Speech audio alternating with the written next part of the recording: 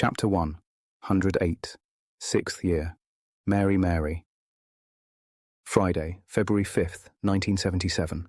The rest of January seemed to whiz by in a blur, and Remus just tried to get back to normal. The full moon landed early in the month, and Remus threatened to lock the marauders out of the shack if they didn't promise to stay inside this time. Eventually he knew he would weaken and allow them to begin letting him out again, but he felt that they ought to play it safe, at least for a while. The sudden distance between Remus and Sirius was painful, and made all the more difficult by the fact that their relationship, such that it was, had been a secret all along. Remus resorted to his usual tactic, burying himself in his studies, while Sirius absorbed himself in Emmeline. He was sulking, Remus knew, and for once he didn't blame him. The whole messy situation only proved to Remus that they had to put a stop to it as soon as they could. It was becoming impossible to stay friends, and they needed to be friends before anything else. The problem was, Sirius hadn't come to him at all since that night they'd slept in the common room. Remus was terrified that this meant it was already over, that Sirius had come to the realization on his own and simply chosen to stop. And Remus would not allow that. It couldn't just be finished, without either of them saying anything about it. Surely, you held my hand, he wanted to say. You saw me cry. The day after the February full moon, Remus lay in his usual hospital bed, pondering these things. He had a cut on his arm, which Madame Pumphrey had told him to practice his healing charms on. It was very basic, but he was so tired after his transformation. You have to try, dear. You wanted to be able to take care of yourself after the moons, so you'll just have to learn to find the strength, the Mediwitch said, unsympathetically. He prodded the cut, already healing by itself anyway, making another half-hearted attempt to fix it. Nothing. The marks Livia had left were dulled to pale pink now, and Madame Pumphrey thought they would probably vanish in time as they weren't inherently magical wounds. You're welcome to leave. If you're just going to sit there moping, go and see your friends. She called to him, now from her office. Remus didn't bother telling her that it was his friends, or rather, one friend in particular he was moping about. But he never thought twice when she gave permission for him to leave, so he got up and dressed quickly, hurrying out of the hospital wing. See you Tuesday, he called on his way out. It was after lunch, and there was only one lesson left that day, care of magical creatures, which Remus wasn't much in the mood for. He was ahead of the rest of the class anyway, and no one would miss him. He sloped along the corridors aimlessly for a while, still thinking about Sirius and Emmeline and how he was ever going to... Wait a minute. He stopped and frowned, looking at the nearest portrait. Something was very off about it. The painting depicted an elderly wizard with thinning hair and a neat little goatee peering through a large golden telescope. For some reason, he was wearing an enormous bright red curly wig. It didn't seem to bother him. He just kept adjusting the sight on his contraption, murmuring quietly to himself. Remus snorted and looked at the next picture along. This one contained a group of pretty, buxom young shepherdesses tending to their flock, and they all had bright red wigs on too, the same with the next portrait, a witch carrying an overflowing basket of fruit, garish scarlet curls bouncing on her head, and the next, a sinister-looking monk whose red wig actually sat on top of his hood. None of the subjects of the painting seemed at all perturbed, as Remus followed the trail of bizarre headwear to the third-floor mezzanine. Padfoot, Remus gasped when he found the culprit. Sirius was at ease, hands in his pockets, chatting casually to a painting of a giggly sea nymph in a large golden frame. When she saw Remus, she gave a shriek and dived into the waves below. Oh, Moony, what did you scare her for? I was just about to cast the spell. This is brilliant. How come you never told me you were doing it? Is James in on it? Yeah, he's taking the east wing. We just had the idea walking back to bed this morning. Sorry, thought you'd be sleeping still. Madame Pumphrey let me go. Oh, right. You'll probably want to go to the library or something. I'm nearly finished here, no need for you to stick around. No, Oh, shit. The big grandfather clock in the great hall had begun chiming. Every classroom door was about to burst open, and students come pouring out for their next lesson. They'll know it's us. Quick! He pulled James's invisibility cloak out from his robes and raised it up like a tent. Remus hurried over to get under it, crouching slightly to compensate for their height difference. They both backed against the wall and waited. The doors began to slam open one at a time, and torrents of students filled the previously quiet space. Invisible and trapped, Remus realized that this was the best chance he'd had in days. Oi, are you still angry with me? He whispered directly into Sirius's ear. He felt the other boy tense. What do you? You're avoiding me. No, I'm not. James said to give you space, and you left me out of the Hog's Head mission, even after we said we'd go together. Sirius pushed back suddenly as a third-year girl came a bit too close.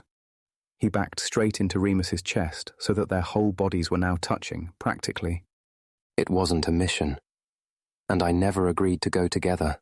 Remus whispered, struggling to keep his voice low. People were noticing the vandalized portraits now, pointing and laughing around them. Well, it sent the message that you wanted space. Sirius shot back. He turned around so that he could whisper into Remus's ear too. They were still touching in some places, trying not to in others. I'm sorry, okay? I didn't think you'd take it so hard. I'm not taking it hard. You make me sound like... Sirius spluttered, mortally offended. Like what? Remus challenged. He could feel Sirius begin to pull away, so he kissed him. Fuck it.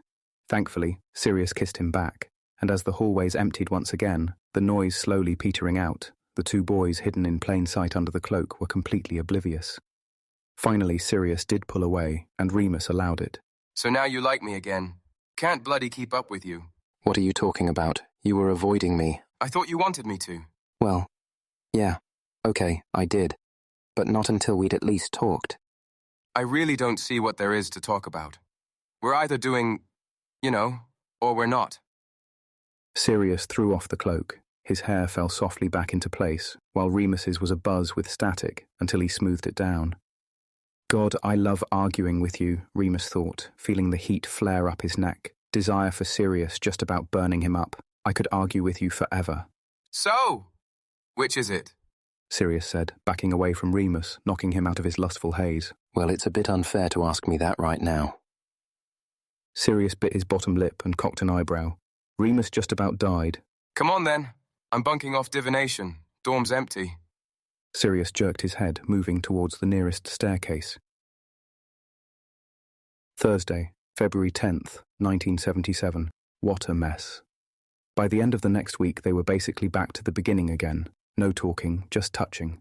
Sirius went out publicly with Emmeline, and at night he crept into Remus's bed, provided the coast was clear, of course.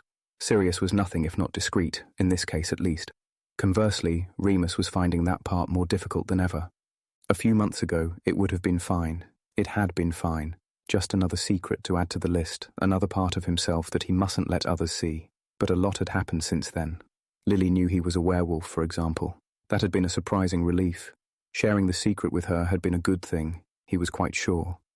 Then there was Christopher, so courageous in bearing his soul, and all Remus could offer back were half-truths. When it came down to it, Remus could face a vicious killer in a dark alley, could make demands on Dumbledore himself. But he could not say no to Sirius. A real bloody mess. In one moment of utter weakness, Remus even found himself nearly confessing everything to James. They were in the library, looking for some obscure Defense Against the Dark Arts textbook, when Potter brought up Valentine's Day, which was looming. I'm asking Evans to Hogsmeade this weekend, obviously. She'll say no for tradition's sake, but I'm winning her over, I can feel it, he said cheerily. Mm-hmm. Remus sighed, running his finger along the supple leather spines of the ancient texts. It wasn't that he wanted to celebrate Valentine's Day. It was a stupid, girly day which he wanted nothing to do with. But he resented everyone else wanting to do things for it. And Wormtail actually asked out Dorcas Meadows. Can you believe that? Sometimes I think he's got more guts than any of us. James laughed, crouching down to check a lower shelf. Who's Dorcas Meadows? You've met her, haven't you? Hufflepuff in our year. Remus shrugged. I suppose Sirius is taking Emmeline to Hogsmeade, he said. Yeah, spec so. Or another one of his many adoring fans, if she dumps him before then. James replied, pulling out a book and opening it to check the index. Humph. What? Nothing. Remus shook his head, picking up a book at random and pretending to read it. Not being a wee bit judgmental there, are you, Mooney? James wheedled, grinning. No, of course not. Padfoot can do whatever he wants. But don't you think he's... I don't know, it's a bit much, all these girls. Like he's showing off. It's not loads of girls. He's been with Emmeline since December, hasn't he? January. He was single over Christmas. Remus replied archly. Well then, that's fine. The rest are just flirting. He's always liked attention. Yeah, but... Look, you just need to let Sirius be Sirius. He's a bit of a twat sometimes, but he's had a rough time of it. Let him enjoy himself if he wants. You know, Mooney, wouldn't kill you to have a bit of fun either. Huh. Remus snorted. Oh, mate, well done, you found it. James leaned over his shoulder to read the book Remus had opened.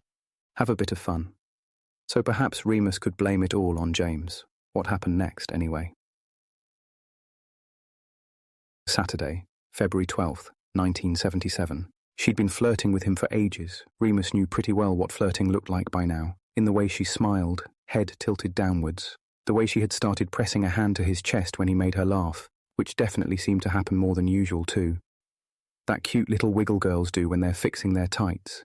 Eventually, they found themselves alone in the common room on that Hogsmeade weekend just before Valentine's Day, homework finished, sitting squashed up on the sofa, and she just asked, which was more than Sirius had ever done. Remus and Mary always been good friends. He liked her a lot. Her sunny, carefree nature had always appealed to his own gloomier side, her confidence to his introversion. He had ignored the flirting altogether, finding it mildly flattering but otherwise uninteresting, until she decided to stay at the castle with him instead of going to Hogsmeade. How come you're not on a date anyway? Remus asked, as they signed off the last few notes for their history essays. I wanted to spend time with you. Can't have you here all lonely. She smiled at him, settling back into the couch, her thigh touching his. I'm not as much fun as Roman Rotherhide, I bet. Remus laughed, still not quite believing the direction this was going. Her hand was on his knee. Was she going to leave it there? Oh, crikey, no, she wasn't. Well, I don't know about that. I'd like to judge for myself, she said, her voice low, leaning into him now as her long fingers moved slowly upwards. She blinked slowly and leaned in, kissing him softly on the lips. He was frozen to the spot. She smiled cheekily. Well, do you fancy it? She was very pretty. He wasn't as close to her as he was with Lily, so really, he reasoned. Where was the harm? Whatever was going on with Sirius clearly didn't mean neither of them could look elsewhere. And if Sirius could do it, then so could he. Only fair. He led her upstairs. You're lovely, she whispered, lying on his bed, eyes dark. He ran his hand up her soft thigh. Between her legs she was slick like warm oil. Afterwards he wasn't sure what to make of it. It was certainly nothing to complain about. She was gorgeous, and the blood heat of her around him was definitely very exciting. But it wasn't the same as those dark, furtive nights with Sirius, had none of the rich complexity, the sure understanding. Mary's soft jelly breasts were no substitute for Sirius's firm grip.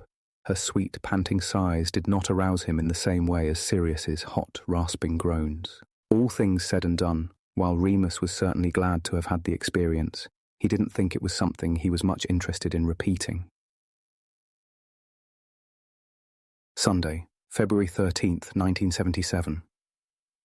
Only a day after the Mary experiment, Sirius was back. It was mid-afternoon, but James and Peter were both in the library, studying for an upcoming Muggle Studies exam. It began as ever, in silence and quiet, desperate need.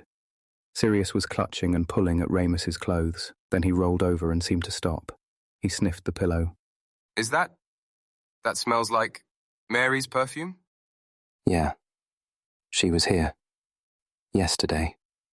Remus replied uneasily. He had just removed his shirt and was feeling exposed already, not sure if they were stopping altogether or just making casual conversation. Oh, right. You and her? Well, it was just a one-off sort of thing. Is that okay? Yeah. Yeah, of course. Good for you, mate. Sirius's eyes clouded over slightly, as if his mind was working extra fast. I know you two were, but it was ages ago now, and you're with Emmeline, so... Of course. I'm pleased for you, honestly. Mary's great. Yeah, she is. There were a few moments of silence, and Remus considered putting his shirt back on. But then Sirius leaned over, his expression changing, like a storm passing. He touched the scar that started at Remus's collarbone, dragged his finger down along its ragged path to his navel. Remus shivered. So, how was it? What? Remus just wanted to close his eyes, relax under Sirius's long fingers. Sex, Sirius said. Remus's eyes opened, confused. He wanted to know. It was good. She's, so soft, you know. I mean, you know. Yeah. Sirius breathed into his neck, half on top of him now, his hand working Remus's belt. Afterwards, they sat beside each other, and all Remus wanted to do was lay his head on Sirius's burning chest and close his eyes and just be. But he didn't. He stared at his friend, who was already lighting a cigarette, skin still pink and shining, and thought to himself ruefully, this will never be enough.